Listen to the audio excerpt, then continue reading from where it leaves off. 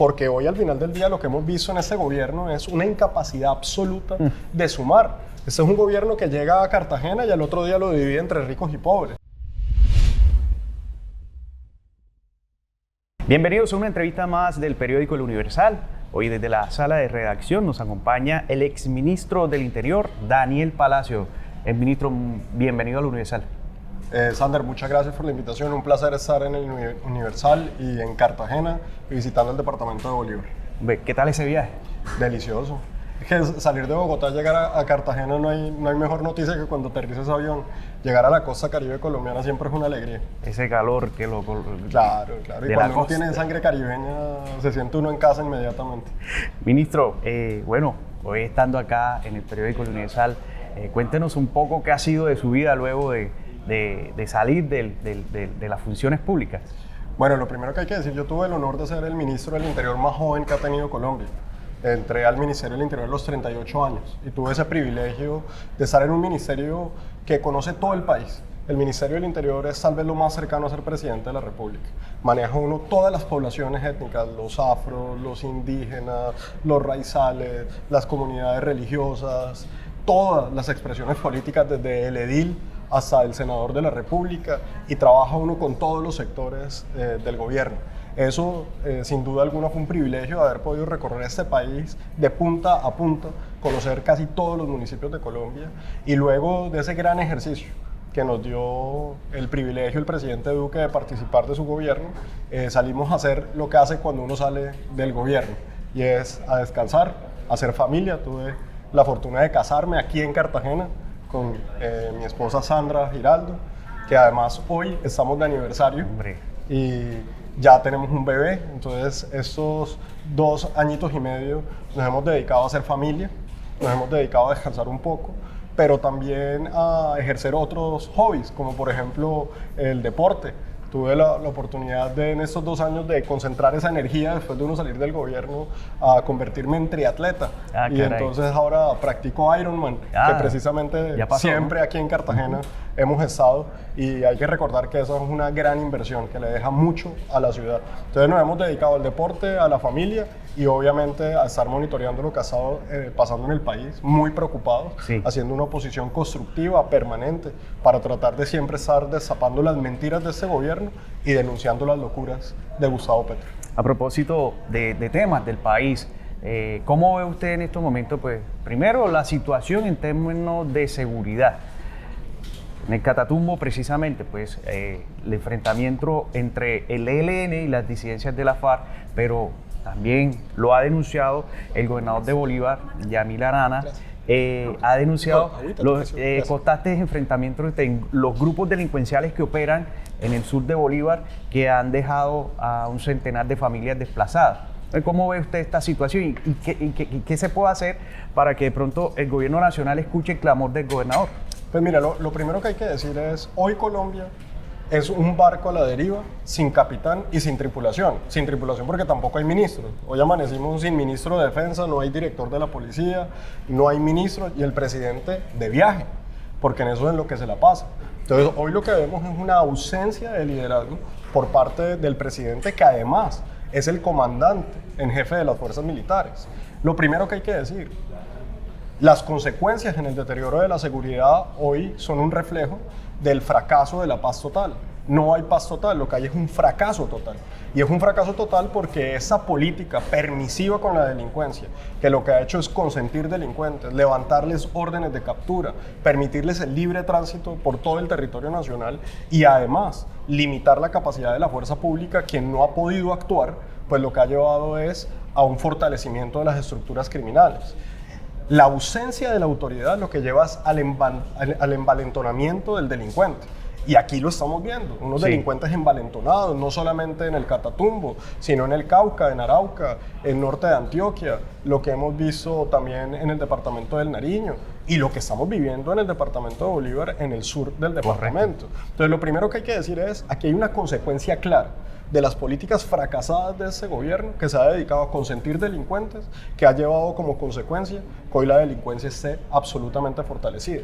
Pero además, súmele a eso que ese es un presidente que no tiene relación con las regiones, que no trabaja con los gobernadores, que no trabaja con los alcaldes. A uno le parece increíble, luego de haber sido ministro del Interior, de escuchar a un gobernador por redes sociales clamando SOS al gobierno nacional. Y la realidad es esa, el sur de Bolívar hay confinamientos hoy.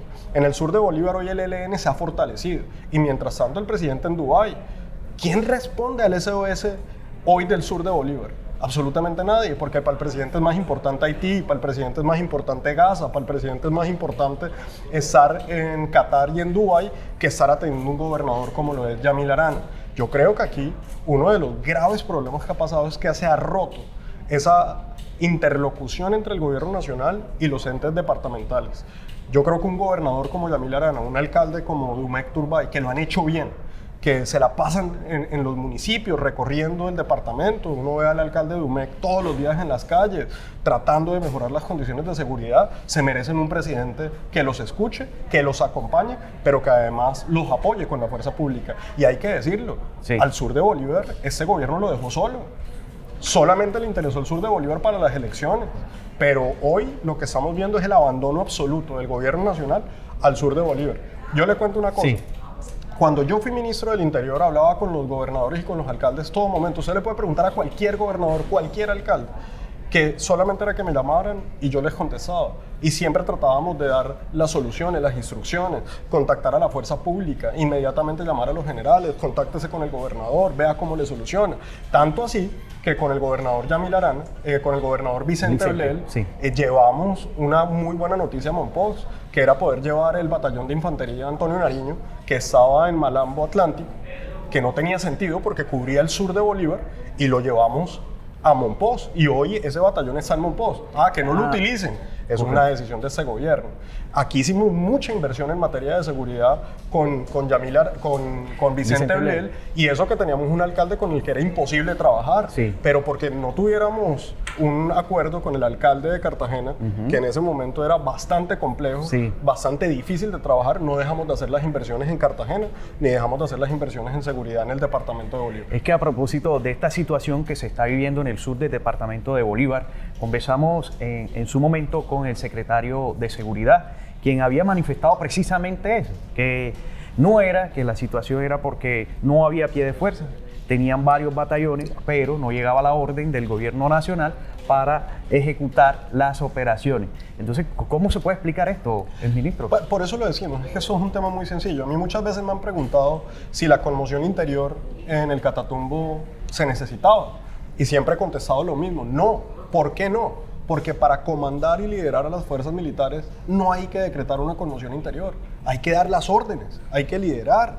Para ordenar usted traslado de tropas no necesita una conmoción interior, para movilizar helicópteros no necesita una conmoción interior, para dar la orden de que capturen o neutralicen a las cabecillas de las disidencias de las FARC o del ELN que operan en esa zona, no necesita una conmoción interior. Lo mismo te contestaría acá. Para atender la situación del sur de Bolívar no se requiere nada diferente al liderazgo y la determinación del gobierno nacional. Hoy tienen a la fuerza pública maniatada. ¿Cómo es posible que terroristas reconocidos, como son los miembros de las disidencias de la FARC y del ELN, gozaran de levantamiento de órdenes de captura? Es que usted para reactivar una orden de captura no necesita una conmoción interior, necesita dar la orden. Y para hacerla efectiva necesita montar la operación, activar la inteligencia. Y eso es lo que hemos visto que ese gobierno no tiene. ¿Por qué? Porque el gobierno sencillamente no le interesa.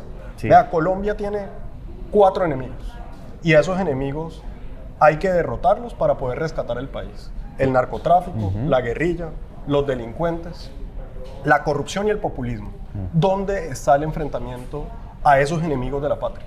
Ahí lo que hemos visto es dejarlos actuar a sus anchas, y por eso no hemos visto ninguna inversión en seguridad en este departamento. Nosotros dejamos aquí el Comando Departamental de Policía, que quedara en Turbaco, que era un sueño del departamento, porque usted recordará que el departamento del departamento estaba acá en Cartagena. Exacto, en Blas de Lezo, Y precisamente. lo que hicimos fue hacer una inversión de más de 90.000 millones de pesos para que eso pueda quedar en Turbaco. Sí. Usted recordará la estación de policía del Pozón, uno de los barrios más inseguros de Cartagena. También la costa. Esa estación había comenzado en el gobierno anterior al nuestro y la habían dejado tirada, era un elefante blanco. En 2 años la sacamos adelante y la entregamos. Aquí entregamos motos, entregamos lancha de policía, entregamos dotación de drones.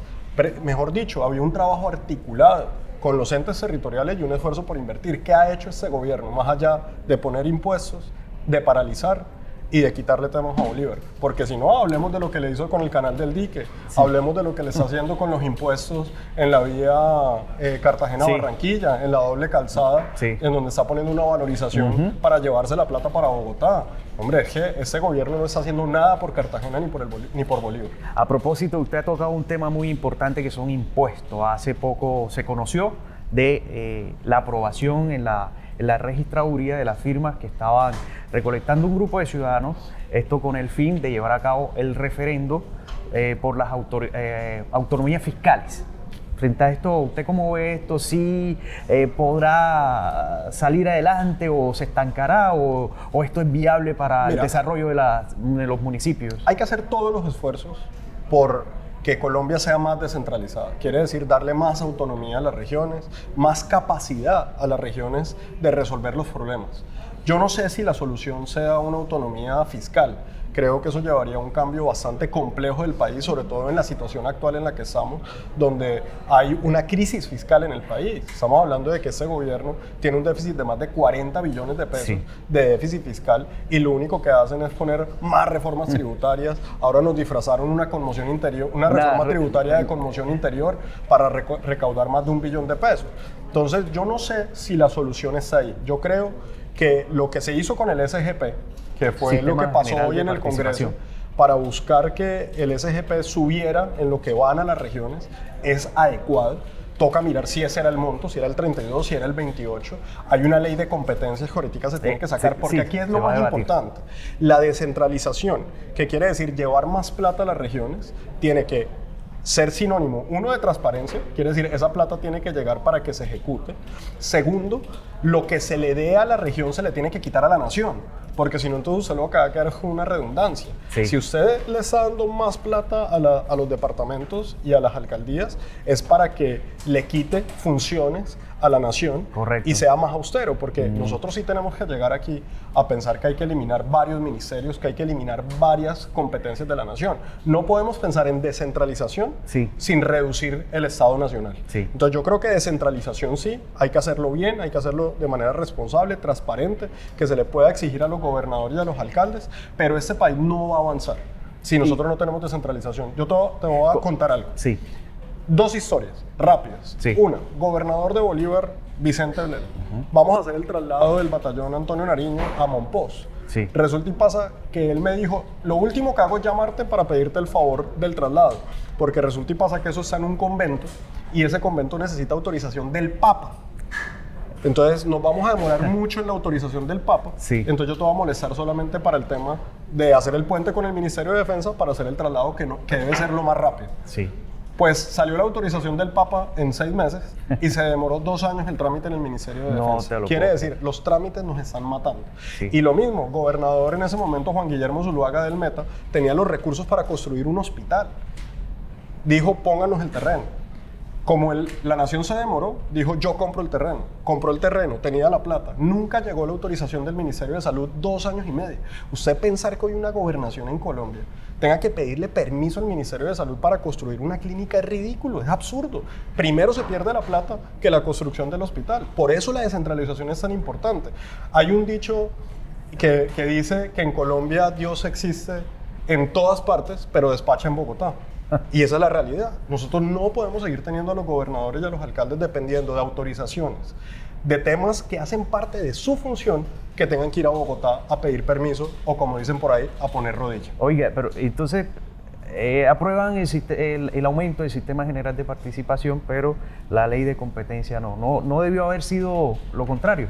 Claro, es que aquí es donde va a venir la pregunta y es donde entran los miedos, las preocupaciones con un gobierno derrochón, con un gobierno que además está desfinanciado. ¿Cómo vamos a hacer para que esa descentralización no termine desfinanciando a la nación, no termine quebrando los departamentos y terminemos creando un monstruo peor?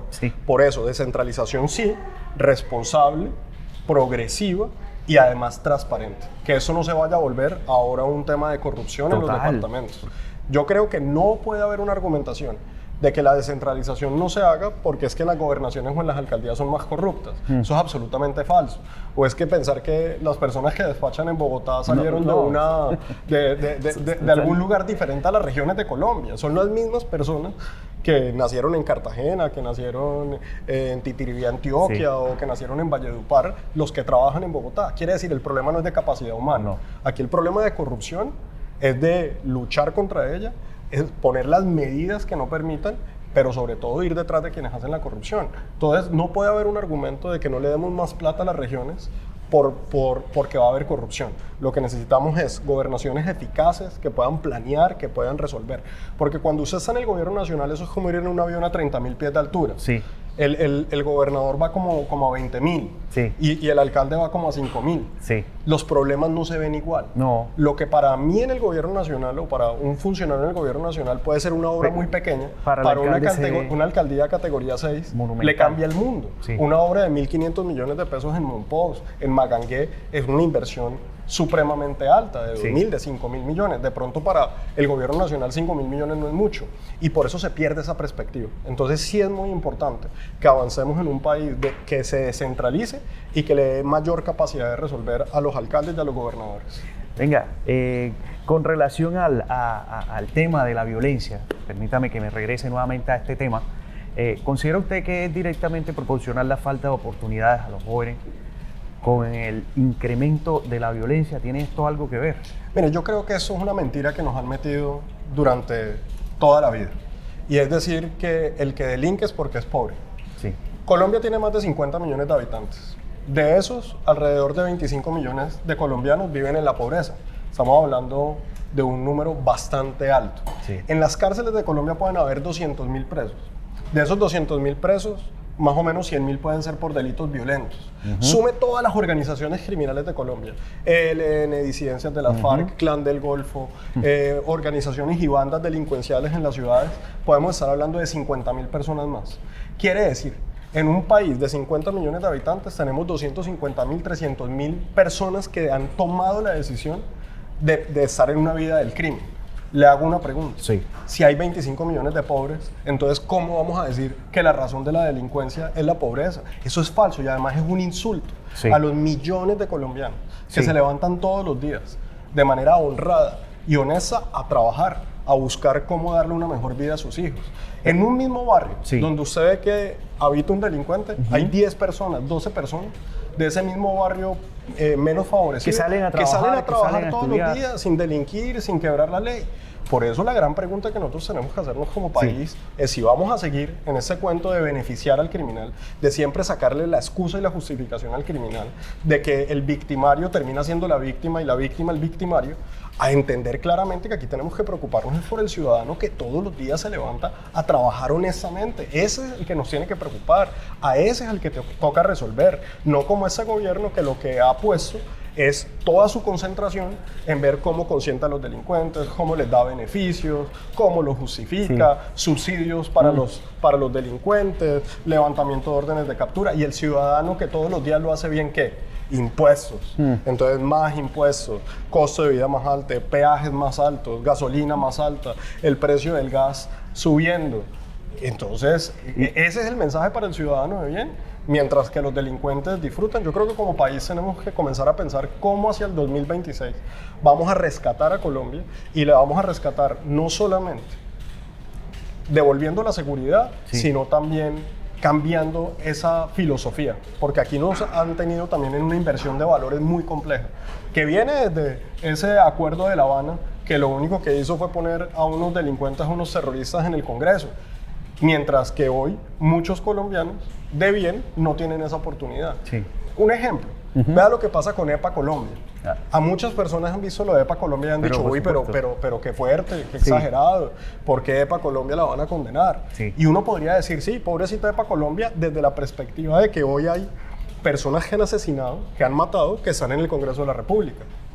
No quiere decir que EPA Colombia no deba estar en la cárcel, no, EPA Colombia debe estar en la cárcel por lo que hizo, porque hizo un acto de vandalismo, de violencia, destruyó propiedad pública.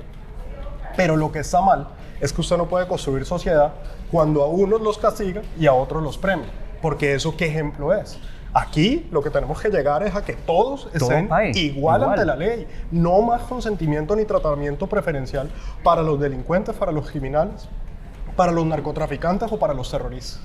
Bien, exministro, usted ha tocado un tema que es bastante polémico, sobre todo en la ciudad de Cartagena, donde el índice de hacinamiento en los centros penitenciarios es bastante elevado, sobre todo también en estos centros de detención temporal.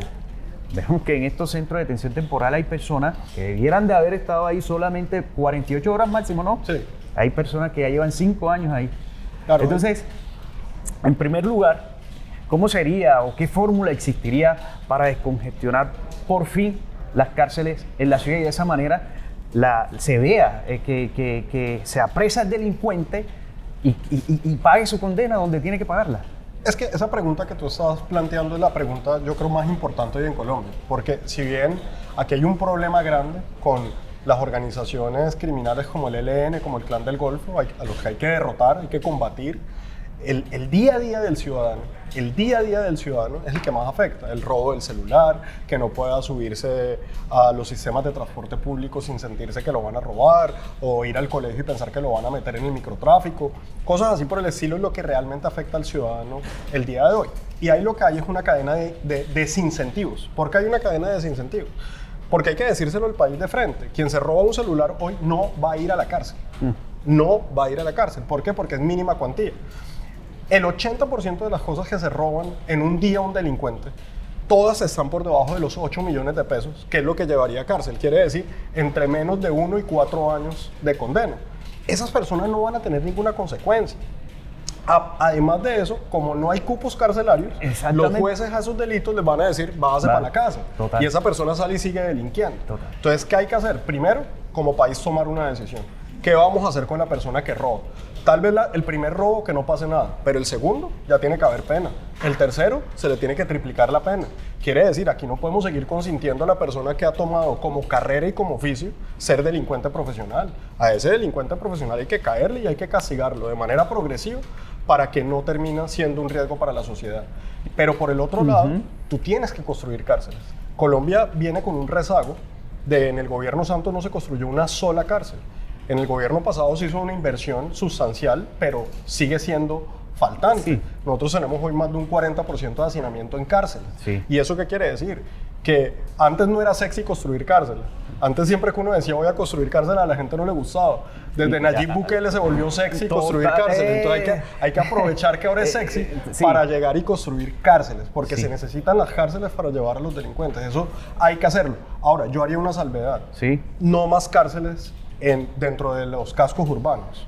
Por ejemplo, usted no tiene por qué construir una cárcel de máxima seguridad o una cárcel ya para condenados en una ciudad como Cartagena o como tienen en Valledupar. Eso hay que hacerlo fuera del casco urbano. Claro. Y además tienen que tener esas cárceles una inversión en tecnología para bloquear las señales, para que no sigan estos señores extorsionando y delinquiendo desde las cárceles. Es que eso es un tema de voluntad. Porque mucha gente dice, ¿y por qué no se ha hecho antes? No es que no se ha hecho antes, es sencillamente porque no ha habido la voluntad. Hay que poner la plata, hay que tomar la decisión, hay que construirlo y hay que darle las herramientas. Es que precisamente en el Congreso el senador Miguel Uribe llevó un proyecto en donde buscaba la forma de bloquear. Eso no existe. No entiendo cómo estos proyectos no pueden avanzar en el Congreso. ¿Qué intereses hay dentro de los congresistas para que estas... Se la pongo más sencilla, porque no necesita una ley. Para que una cárcel tome una decisión de bloqueo, lo que necesita es los recursos para hacer la inversión y para poner los bloqueadores. Esas son las decisiones que toca tomar, que hay que hacer. Por eso yo siempre he dicho que el Ministerio de Justicia no tiene ningún sentido. Hoy el Ministerio de Justicia lo único que hace es administrar el IMPEC. Nosotros tenemos que hacer un tránsito hacia un camino de austeridad que deje que la plata esté en donde tiene que estar. Hay que eliminar más o menos 5 ministerios en este país para que esa plata se vaya donde la vamos a necesitar, que es para rescatar la seguridad. Entonces, claro, mientras las cárceles no tienen bloqueadores, seguimos creando cargos que no sirven para nada, como por ejemplo el Ministerio de la Igualdad, un ministerio que hoy tiene 5 viceministerios, que tiene más de $1 billón de presupuesto y con una ejecución de menos del 10%. Increíble. Esas sinvergüenzuras hay que acabarlas porque la platica la necesitamos es para lo que se requiere, como por ejemplo para construir cárceles, para darle mejores capacidades a la fuerza pública y tomar las decisiones que se requieren. ¿Está de acuerdo entonces con una reforma a la justicia? Yo creo que la reforma a la justicia tiene que ser lo que el ciudadano quiere, lo que el ciudadano necesita. Es que yo creo que esa discusión de la reforma a la justicia siempre termina por allá. ¿Cuántos magistrados de corte van a haber? ¿Cómo se eligen los magistrados de las altas cortes? Eso al ciudadano no le importa. Al ciudadano lo que le importa es que haya celeridad y justicia y que no haya impunidad. ¿Cómo hacemos para que un proceso en el Tribunal Administrativo o en el Consejo de Estado no se demore 15 años? Eso es lo que toca decirle. Aquí es donde necesitamos que eso sea rápido, que los procesos civiles sean más abreviados, mucho más rápidos, y sobre todo que en los procesos penales avancen las investigaciones. Porque yo le digo una cosa, hoy nosotros tenemos personas que duran 15, 16 años sindicados de un proceso, en donde inclusive en 2 instancias los han declarado inocentes, y todavía sigue el proceso. O sea, usted hoy en Colombia, si usted tiene la tragedia de que los indiquen de algo penal, acuérdese que en Colombia la fiscalía apela, la procuraduría apela y la víctima apela. Quiere decir, si a usted lo declararon inocente, lo tienen que declarar inocente 3 veces. O sea, son casi 16, 18 años de proceso. Entonces nosotros aquí lo que necesitamos es simplificar la justicia, que la justicia sea más rápida. Yo creo que esa es la reforma a la justicia que el país requiere. Eso, y por el otro lado, tomar decisiones claras, que haya castigo real. Sí. Mire, una de las cosas que a mí me dolió mucho, hicimos un esfuerzo gigante por sacar la cadena perpetua para menores de edad. Sí. Sacamos el acto legislativo como ministro, saqué el acto legislativo, 8 debates, sacamos la ley reglamentaria, poniéndole 60 años de cárcel a quien violara a un menor, pero además también dijimos, quien asesina a un periodista debe tener 60 años de cárcel, quien asesina a un miembro de la fuerza pública debe tener 60 años de cárcel, quien asesina a un líder social tiene que tener 60 años de cárcel, o un funcionario judicial tiene que tener 60 años de cárcel sin ningún subrogado, quiere decir no se le puede reducir la pena, y la Corte Constitucional no lo tumbó. Entonces yo creo que aquí al país va a tocar salir con un referendo y preguntarle a los colombianos qué es lo que quieren, si quieren que hayan sanciones o quieren que no hayan sanciones. Pero aquí nos va a tocar pensar en un referendo para la seguridad ciudadana y un referendo para que haya justicia. Porque si no, vamos a seguir con este tema de que siempre todo es para beneficiar al delincuente, ver cómo le reducen la pena, mientras que el ciudadano se queda esperando que haya justicia.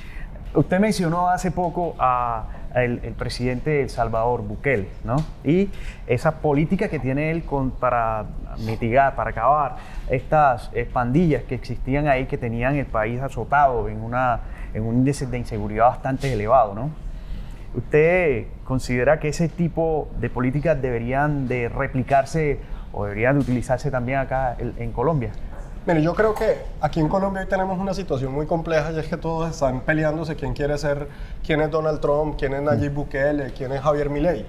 Y la pregunta es quién va a ser el que va a liderar a Colombia. O sea, en cada país funcionan cosas distintas. Sí. Para combatir a la delincuencia solamente hay que hacer algo, tomar la determinación de hacerlo. Colombia tiene las mejores fuerzas militares de Latinoamérica y casi que del mundo. Pero en cuestión de centros penitenciarios y del trato que se le dan a los reos. Pero es que volvemos a lo mismo. ¿Por qué siempre la preocupación es el reo?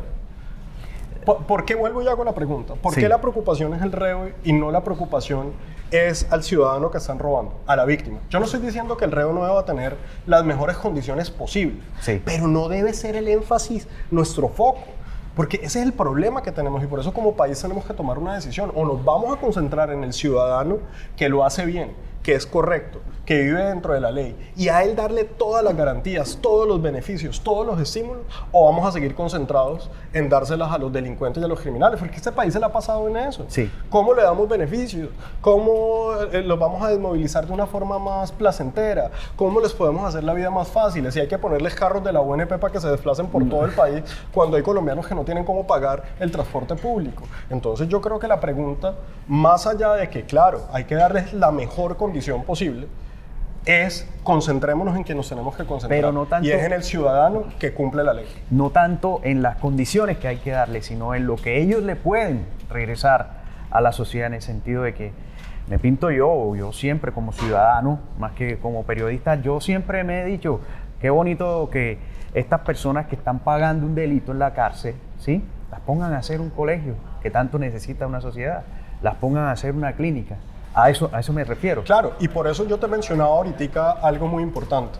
En esa idea que tenemos de una justicia que realmente genere justicia, sí, y en una reforma eventual que podría hacerse a la justicia, uno tiene que pensar en que las sanciones tienen que ser progresivas.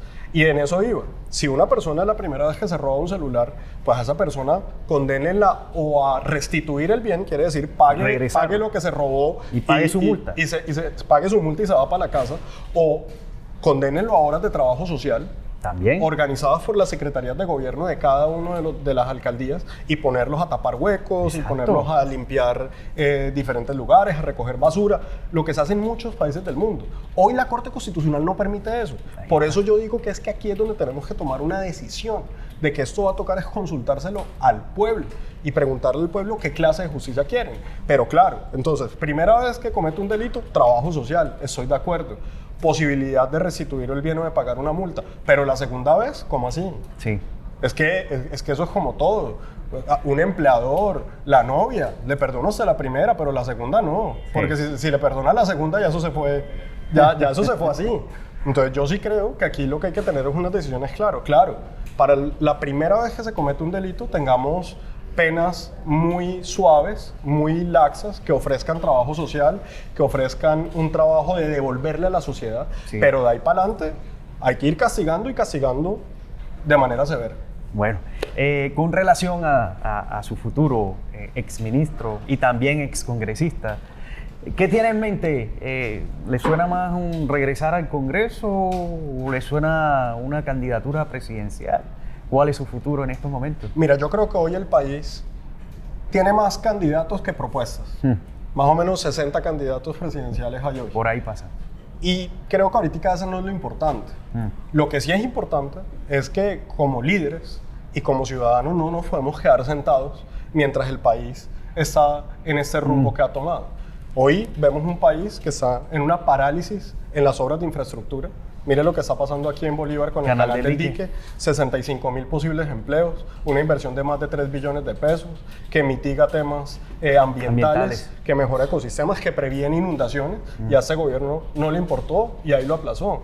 Entonces, parálisis en las obras de infraestructura, eso súmele el túnel del Toyo, que conectaba a Medellín con el Urabá antioqueño, súmele a eso metro de la 80, metro de Bogotá, en el Valle del Cauca, Mulalólogo Guerrero, que también lo paralizaron, en Cundinamarca los trenes de cercanías. Quiere decir, hoy hay una parálisis en todo. Entonces, estamos en un país que está parálisis en la obra pública, que está con el precio de la gasolina disparado, con el precio del gas disparado, con una crisis energética y posibles apagones en la costa, y que además, hay que decirlo, este gobierno hoy tiene una deuda de más de 2.8 billones de pesos de los subsidios, de lo que es la tarifa subsidiada para los estratos 1, 2 y 3, que le debe a las comercializadoras acá en la costa y que las está forzando a que prácticamente quiebren y lleven a estos departamentos a un apagón. Eso hay que decirlo.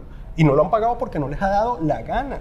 Sí. 2.8 billones de pesos que le deben en materia de subsidios. También paralizaron los proyectos de expansión en materia de cubrimiento energético. Entonces, hoy lo que estamos viendo es que como ciudadanos no nos podemos quedar sentados mientras el país está paralizado, mientras la seguridad está desbordada, mientras además vemos el incremento del costo de vida. Aquí hay que estar en esa batalla. ¿Cómo vamos a estar en esa batalla? Eso hay que irlo viendo. Pero lo que no nos podemos quedar sentados mientras Gustavo Petro y ese gobierno ha sido incapaz de resolver los problemas de los colombianos y han venido destruyendo casi todo. Hoy hay crisis en todos los sectores. No hay un sector en donde no haya crisis hoy.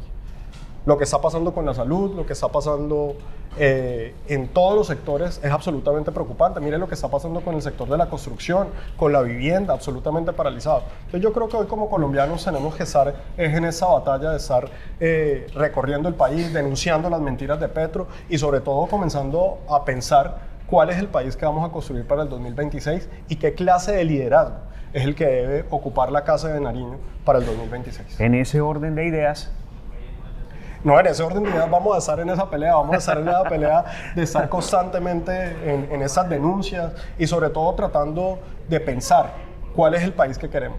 ¿Qué es lo que se le puede dejar a Bolívar? ¿Qué es lo que se le puede dejar a Cartagena? Mire, yo creo que hoy Cartagena, si hay una ciudad que sabe lo que es estar manejada por un loco, lo que es estar manejada por alguien que no tiene capacidad de resolver, que lo único que se dedica es a destruir, a criticar y a dejar a la ciudad estancada, es Cartagena.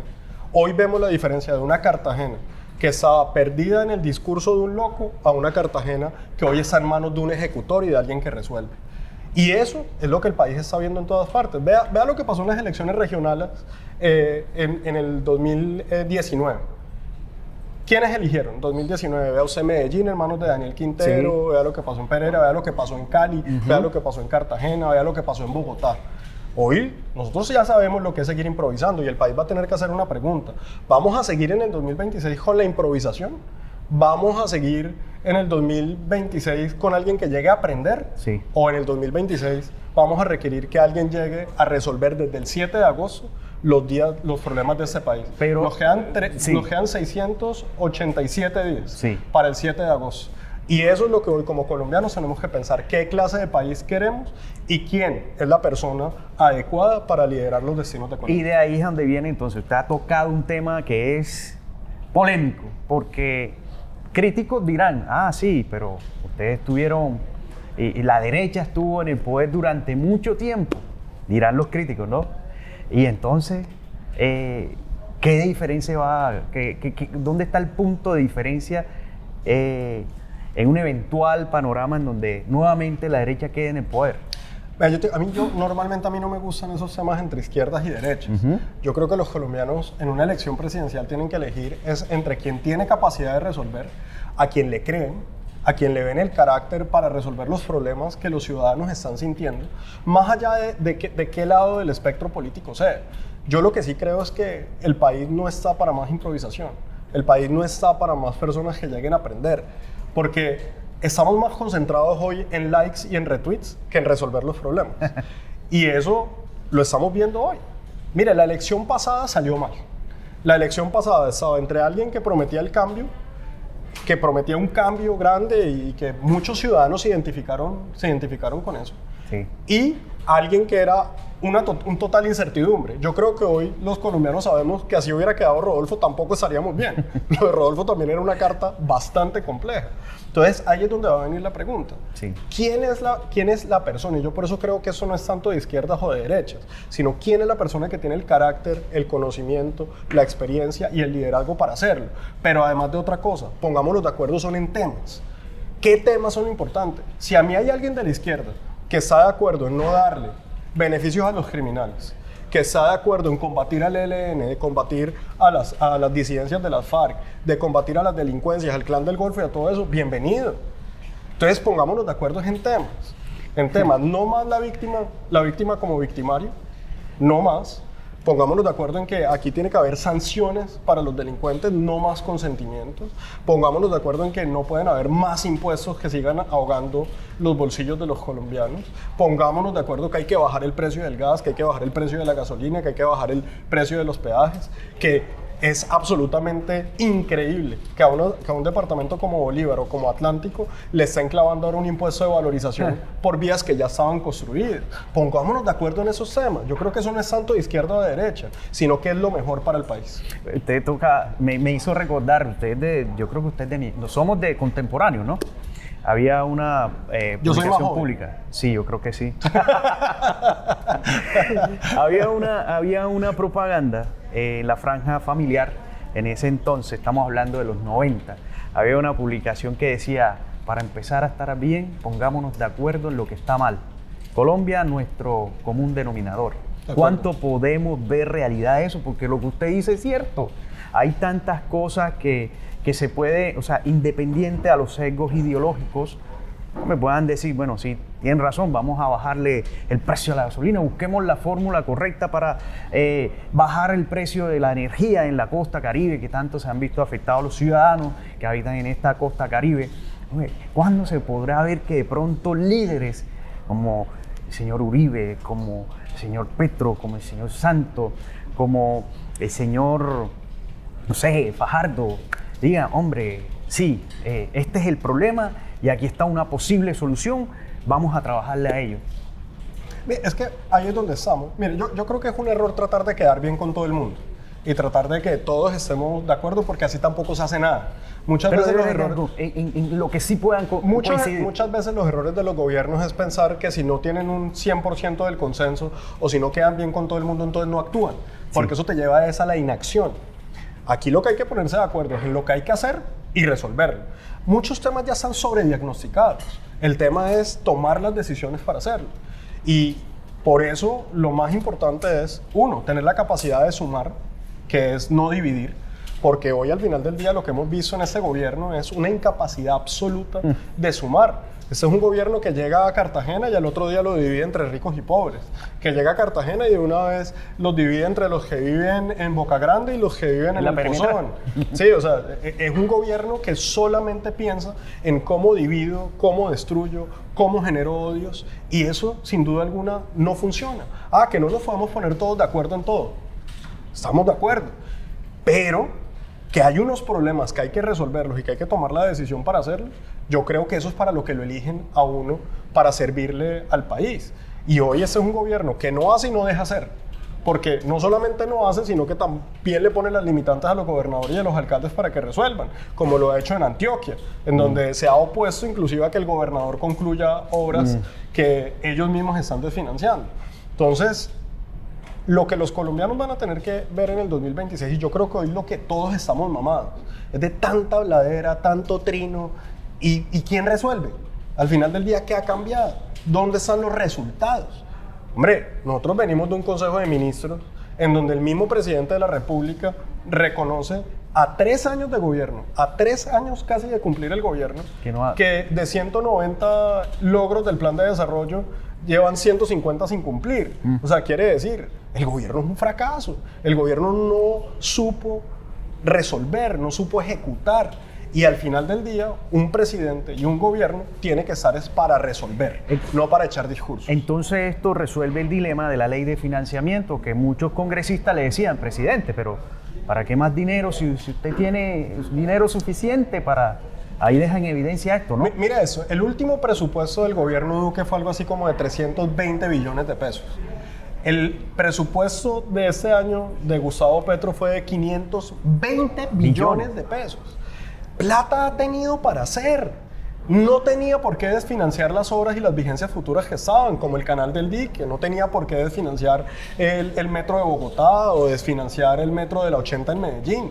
Lo que tenía era que haber sido responsable en la ejecución y en el manejo. Porque lo que está pasando hoy con el gobierno nacional es lo que te pasaría a ti en la casa.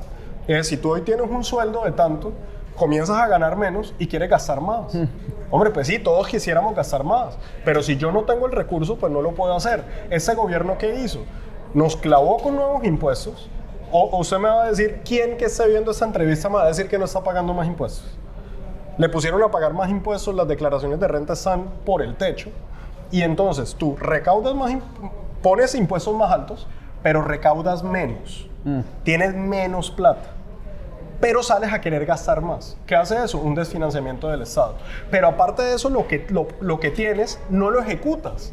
Entonces tienes ministerios con 50, 60% de ejecución, 40% de ejecución. La plata no la han gastado. Y hoy está la muestra, que a 3 años del gobierno, el gobierno no tiene nada para mostrar. No ha hecho nada. La máxima inauguración de Gustavo Petro hace 3 días en Bucaramanga, el famoso edificio de la UIS, fue un edificio que quedó financiado por el gobierno Duque en el 2021, en la firma del convenio que se hizo con la universidad y que se hizo con la gobernación de Santander. Eso no es una obra de ese gobierno, es una obra del gobierno pasado, claro, que se concluyó en ese gobierno. Y eso es lo que, porque así debe ser. Debe ser que lo que un gobierno arranque, el otro lo concluya. Totalmente. Ahora, está mal salir uno a decir que es que la obra es absolutamente de uno y que él fue el gestor único del tema. Eso está mal. Pero este gobierno no ejecuta, no maneja bien los recursos del Estado, los derrocha en burocracia. 20 billones de pesos ha incrementado el presupuesto de burocracia este gobierno. Creaciones como el Ministerio de la Igualdad, que solamente ha sido un gasto burocrático sin ningún sentido. Creaciones de nuevas embajadas. Más de 10 nuevas embajadas, cargos diplomáticos. Entonces aquí lo que hemos visto es un derroche cuando el país está apretando el cinturón. Y el ejemplo tiene que ser del gobierno nacional. Si no hay plata, el primero que se tiene que apretar el cinturón es el gobierno nacional, no salir a meterle más la mano al bolsillo de los ciudadanos. Y con todo y eso salen y nos meten una conmoción, una reforma tributaria disfrazada de conmoción interior para clavarnos $1 billón más, ahora metiéndose hasta en los juegos de azar para seguir castigando el bolsillo de los ciudadanos. Entonces, esto es un tema muy sencillo. Plata hay. La plata hay que saberla administrar. Hay que reducir el gasto donde se tiene que reducir e invertirlo donde se tiene que invertir. Invertirlo bien, ejecutarlo bien y que se pueda entregar esas obras que son lo que los ciudadanos necesitan. Bueno, ministro, ya para ir finalizando, hablemos de este juicio contra el expresidente Uribe. ¿Cómo usted ve este proceso? Yo tuve la oportunidad de trabajar con Álvaro Uribe desde que tengo 18 años. Estuve al lado de él en su primera campaña, trabajé en el primer gobierno. Venga, 18 años. 18 años. Yo comencé a trabajar con Uribe cuando tenía 19 años. Ajá. En la primera campaña. Haciendo campaña, haciendo correría. En la primera campaña me estaba en Valledupar y yo era el coordinador de juventudes en Valledupar. Después tuve la oportunidad de entrar a Colombia Joven, que se llamaba así en su primer gobierno. Después trabajé en el Ministerio del Interior. Después fui su secretario privado durante mucho tiempo. Y yo puedo dar fe de la transparencia de Álvaro Uribe. Un señor que lo único que le preocupa es trabajar todo el día por el país. Un patriota. Una persona que además no tiene fijaciones distintas a trabajar y estar pendiente de su ganado y de su familia. O sea, yo no he visto una persona que tenga ninguna otra vocación en la vida que esa. Creo que eso es una infamia lo que le han hecho. Creo que es increíble que una persona que ha podido demostrar que las interceptaciones fueron hechas de manera ilegal, pues que eso siga siendo admisible es como decir que a ti te sacan una prueba que fue recaudada de manera ilegal y que esa prueba se siga manteniendo. Pues eso a cualquiera que ha estudiado un semestre de Derecho tiene que decir, eso no tiene ningún sentido. Sí.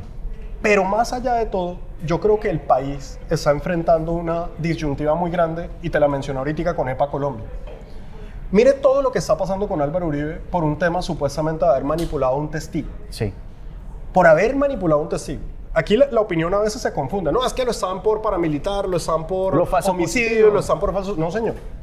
El tema de Álvaro Uribe es supuestamente una manipulación de un testigo.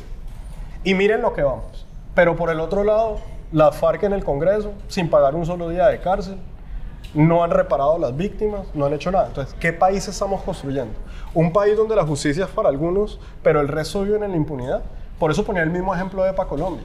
Porque esa es la pregunta que como colombianos nos tenemos que hacer. O sea, ¿qué país vivo yo donde si tú mañana o un ciudadano de cualquier barrio marginal de Cartagena sale y hace un robo y se tiene que ir para la cárcel mientras otro va y mata, asesina y entonces termina en el Congreso de la República? Eso no está bien. Y yo por eso lo digo de manera clara. Más allá de lo que yo pueda pensar de Juan Manuel Santos, yo no me meto en esa discusión entre Juan Manuel Santos y Uribe. Esa discusión yo creo que al país al final del día le hace daño. Pero lo que uno no puede dejar de decir es que gracias a Juan Manuel Santos en este país invirtieron los valores. Es que recuerden una cosa, la guerrilla de las FARC tenía el 98% de desfavorabilidad en este país. Es que aquí nadie estaba de acuerdo con las FARC y de un momento a otro nos volvieron congresistas, nos lo volvieron faros de la moral. Porque nos lo volvieron faros de la moral. No han pagado un solo día de cárcel. Han envalentonado y dado mal ejemplo a las disidencias de la FARC, al ELN, al Clan del Golfo, que todos siguen creciendo. Y entonces la pregunta es esta. El delincuente sigue gozando de impunidad mientras que el ciudadano que cumple todo no tiene ningún beneficio, no tiene ninguna garantía. Yo creo que así no podemos construir una sociedad. Y ahí vamos a tener que tomar una decisión. Sí. O paramos este cuento de beneficios y consentimiento a los criminales, o vamos a seguir en una sociedad que siempre va a ser injusta, porque siempre el mensaje va a ser el mismo. El ciudadano que no se organiza, que no tiene una bandera política y comete un delito, se va para la cárcel, y el que sale y dice que es político o que tiene alguna razón de injusticia social, lo puede hacer y va a terminar siendo premiado. Así no se construye una sociedad. Ahora, hablemos de temas electorales, porque hace unos días el mismísimo Abelardo de la Espriella habló y dijo y propuso que el expresidente Uribe se volviera fórmula presidencial de alguno de los precandidatos. Son 6, ¿no? 6 precandidatos, alguno queda. Y se va a convertir en una fórmula presidencial. ¿Eso usted cómo lo ve? Si es viable, no es viable, si se puede, no se puede. Mire, Abelardo es un gran abogado y Abelardo sabe que eso constitucionalmente no se puede. La única función del vicepresidente de la República es reemplazar al presidente. Y como lo dice claramente la Constitución hoy, quien haya sido elegido presidente de la República no podrá volverlo a hacer. Yo creo que, y si trato de interpretar un poquitico a Abelardo, lo que Abelardo y lo que creo que muchos colombianos queremos es volver a ver esos valores en la Casa de Nariño. El valor de la disciplina, el valor de la majestuosidad del servicio público, de un servicio público que trabaja con urgencia para dar resultados. Yo escuchaba en algún momento, no voy a preguntar ahorita quién, que decía que trabajar lo que significaba era que a los colombianos no nos gustaba ver a Petro que no se levantara temprano porque los colombianos son madrugadores y el valor es el de madrugar. Yo creo que él no entendió el trabajar, ¿a qué se refería? El trabajar no se refiere a que es mejor ciudadano el que madruga. No, se refiere a que el funcionario público tiene que trabajar con sentido de urgencia. Que el funcionario público no puede andar pendiente de rumba, no puede andar pendiente de perder el tiempo, no puede andar trabajando de martes a jueves, que el viernes a lunes sea momento de café y de delirios. No. Cuando uno piensa en el trabajar lo que piensa es en el sentido de urgencia, de resolver los problemas de los colombianos. Yo, por ejemplo, soy de esa escuela, en esa escuela me crié. Creo que lo que hoy el país anhela es volver a ver eso. Más allá de si es Álvaro Uribe o no es Álvaro Uribe, es lo que representaba un presidente que todos los días se levantaba con una misión. Y era trabajar por el país, resolver los problemas de los colombianos, exigirle a sus ministros, liderar un presidente que ponía la cara cuando las cosas salían mal en vez de lavarse las manos. Sí. Un presidente que trataba de unir en vez de destruir. Un presidente que entendió claramente que a los delincuentes tocaba combatirlos. Yo creo que hoy lo que necesitamos en la presidencia son los valores que representaba Álvaro Uribe en su momento de la presidencia, que pensar en que Álvaro Uribe vuelva al poder. Creo que constitucionalmente no se puede. Pues Abelardo tendrá que explicar su propuesta, pero lo que hoy sí creo es que el país anhela volver a tener personas en el servicio público que lo dignifiquen, que trabajen con sentido de urgencia y que además tengan convicciones claras. En ese sentido, veo que usted la tiene clara. Pues muchas gracias. ¿Sí o no? ¿Piensa en una candidatura presidencial? Mira, como te lo he dicho, creo que es el momento, y te lo digo, es un momento para que los colombianos que hemos tenido algún tipo de liderazgo o que consideramos que somos patriotas, estemos en la batalla. Estemos en este recorrido denunciando las locuras de Petro, denunciando sus mentiras, pero sobre todo comenzando a pensar qué país queremos en el 2026. Cómo vamos a derrotar a esos enemigos de Colombia para rescatar al país, que son derrotar la corrupción, derrotar el narcotráfico, la delincuencia, las guerrillas, el populismo. Y obviamente cómo vamos a derrotar a Petro. Pero hoy el enfoque debe ser ese, no tanto en ser candidato, sino en construir una propuesta con la que podamos rescatar a Colombia.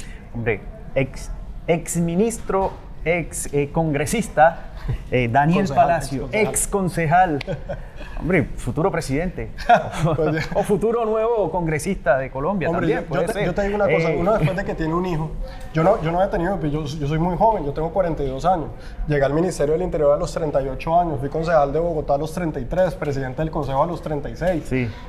Quiere decir, he sido muy joven y he estado en eso y no había tenido familia. Hoy tengo un hijo que además me puse supremamente creativo y se llama Daniel. Daniel II. Daniel III. Mi papá se llama Daniel Palacios también.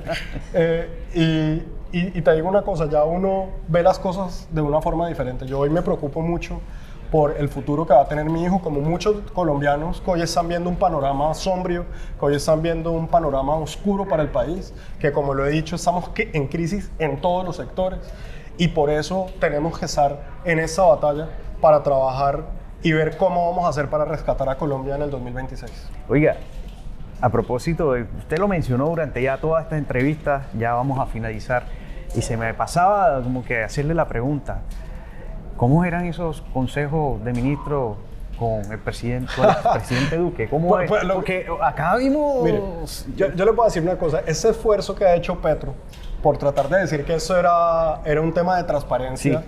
es pura mentira, porque es que hay espacios para eso. Para eso están los talleres, los consejos comunales. Sí. Cuando él se va a las regiones, ahí está, para hacer, si quiere hacer el show, de dar la orden, de decir, lo puede hacer. Lo que los consejos de ministros son espacios para resolver. Son espacios de una agenda muy seria para llamar al orden a los ministros, para decirles qué tienen que cumplir, en qué está su agenda, para tomar decisiones de Estado. Para eso están diseñados los consejos de ministros. Ahora, ¿qué sí te puedo decir? Cuando yo fui ministro del Interior, a mí el presidente Duque me llamaba, yo creo, en el día. Suave, un día suave. Que día suave no hay en Colombia, pero pues digamos que el día más suave lo llamaba a uno 5 o 7 veces por teléfono, más las veces que uno pasaba al despacho a solucionar algún tema, más lo que tocaba viajar. Y te contaría una anécdota. Yo fui delegatario, fui presidente encargado 98 días. Y el presidente Duque siempre lo llamaba a uno a las 5 de la mañana, 5 y media de la mañana, y le preguntaba qué ha pasado.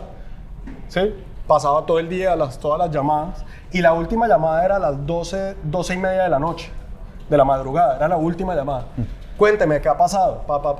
Y después me volví a llamar a las 5 y media de la mañana, y yo le decía, pues presidente, entre las 12 y media, 1 de la mañana y 5 de la mañana, pues no ha pasado mucho. La primera vez que quedó encargado, Sí. estábamos en una operación muy importante, que fuimos donde dimos de baja a alias Fabián, que era uno de los miembros del comando central del ELN. Y yo me acuerdo ese día que a las 12 y media de la noche llamaba al comandante general de las fuerzas militares y le decía, ¿qué hubo? ¿Qué ha pasado? Y a las 5 de la mañana lo llamaba, ¿qué hubo? ¿Qué ha pasado? Entonces yo creo que lo que a uno le tocó vivir, o como a uno lo educaron, y vuelvo y repito, la escuela de uno era de trabajar todo el día, resolver, si toca ir al territorio yo me caractericé siempre porque donde había un problema, ahí estaba. Había un incendio en el Chocó, allá estaba. Había un huracán en San Andrés, allá estábamos. Había una toma guerrillera, allá estábamos. Ponían una bomba, allá estábamos.